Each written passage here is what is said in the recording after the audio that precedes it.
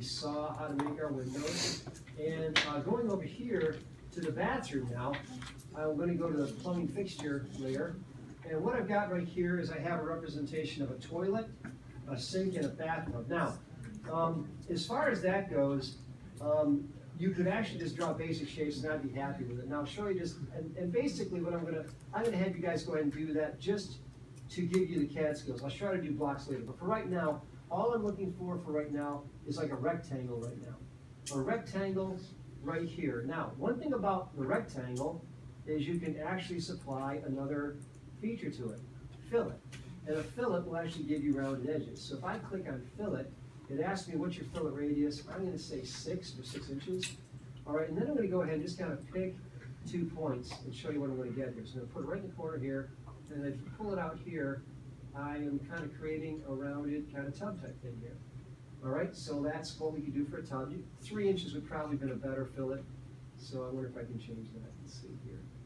I change that. I could just do a D curve. No, I didn't like that. Oh well, I'm kind of stuck with it. Unless I wanted to change it, I could go ahead and start my rectangle again, and my rectangle command, and I could use instead, I could use the fillet of, let's say, 3.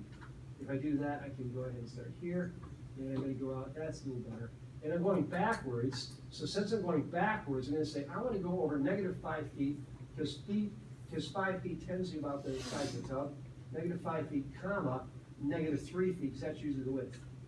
Okay, so if I do that, that's roughly a tub right there, and then I can offset the lip of that tub about, what, 3 inches, right? I can go ahead and offset this to get that kind of a lip right there. And then, looks like I need to fillet those too. So I'll fillet those right there, and I'll make my radius, we'll make it 3, just to kind of keep it consistent. And then I'll go ahead and I can actually use a multiple option, so I can do several at a time.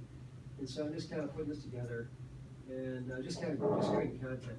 Okay, so that's your tub right there. And then your sink is going to be the same thing. You're going to do the same kind of a thing. I'm going to go ahead and make a sink like here, like that. And then I can offset that as well. And then I can make my toilet tank like this, and make that a little bit smaller. And then the last thing I'm going to do is make an ellipse. And an ellipse is a shape that looks like this right here. And you can go ahead and make an ellipse using axis N, for instance. I click here, and I click here, and I just kind of like pull it this way or that way, kind of like that, give it that kind of look. And you can edit it when you're done. And the last thing I'm going to do is I'm going to offset this lip of the sink over this far, like that. And then I can fillet those edges as well. So let's see, they're filled in. Okay, so we're good to go there. So that is how we would begin to just populate that bathroom, and then we understand how we make the door and so forth. Are there any other questions as we're along here? I got a quick question. When you went over, you put in a negative dimension. I did. That's the first time you've done that. I mean, when you're doing the outside walls, you can use a negative dimension. Actually, it's not the first time I did it, but I'll show you what I was taught, what I mean by that. If I go back here, and if I go back to one of the drawings we worked on already, and I should probably just download this.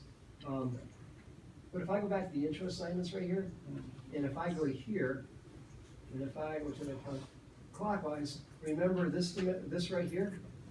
Okay, so going from here, if I'm clicking on this point right here and going in this distance, that's going to be positive because it's going to the right. No, yeah, I understand how it works, but I just, Yeah.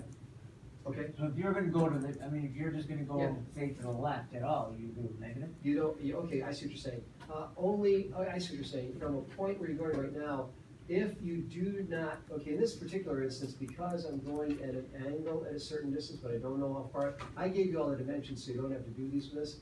With the tub, because of where I could have just picked a point, but since I knew I was going to the left and down, I just typed that in to help myself a little bit easier. Since that's what you have to do, you could have just picked a point, but to make it exact, or I could have gone in the opposite direction, going from the bottom left and up, in which case it'd just be 5 and 3, 5 feet up 3. Does that make sense? Okay. I see where you're coming from though. I see why that kind of threw your curveball, yeah. So, okay, so this one right here, that's where we also use negative values and positive values. As we, like for instance right here, if we were drawing this particular point and going from here to here, we went negative 0.25 and positive 0.25. get to this point, and going down to here, starting this point, we go positive 0.25 and negative 0.25. Because the right is positive, the left is negative, up is positive, down is negative. When you're dealing with AutoCAD, you're supplying relative Cartesian coordinates. So, okay, go back up to that drawing again? Yeah. So, no, get that one, okay, see. Which one, this one? Yeah, say you're on that corner right there, see you're on the corner? Yep. If you're gonna draw that line over there, Which one, this you're one? gonna draw that line you're just on. From This that one right corner, here? no, that corner right there. Yep. Going straight over. Would you have to put a negative number? No, because I know the value. Okay, in other words, I'm not going to, basically, because I know the distance right here, it's 1.5 typical. So that means since I'm going right here, you just gotta go over 1.5. You could put that in with 2 dimensions. You could actually, I see you're going with that. And the answer is you could do it either way, but it's a lot easier just to pull your cursor and to type in a distance, okay? So it's- when you're not pulling your cursor, so when you're pulling your cursor, you don't have to put it. Exactly, Alright, exactly. alright. So that's why the exterior, because it was all 90-degree increments, we could just type in the value. I got you. So that's easy to go. Make sense? Yeah, yeah. Okay, I see where you're going with that though. Okay, so I think you guys have enough to draw this. This is due by next week, this floor plan right here. I think you guys probably have enough to get this thing done. You may finish it tonight, you may not. So drawings A through H are due, and this floor plan drawing is due. So I'm gonna give you time right now, and I'll come around and help you out as you're going along. But let's work on those drawings, and let's work on this right here. For those that may have missed some stuff, probably not good to use your time on the tutorial right now. Let's just work on drawings right now. But on your own, I'd recommend you go up to the tutorial if you need that reinforcement of some of these concepts.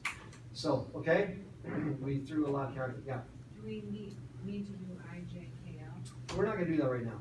I haven't had a chance to get into that content yet. I was originally gonna make it do, but right now, the direction the class is going into places, I kind of prefer to do this. We will return to IJK a little later. Just the floor? Yeah, because there's some really powerful commands that help us to construct IJK and L. It's not quite architectural. I wanna keep you guys on this architectural frame of mind, and we'll look at some of the other cool stuff later.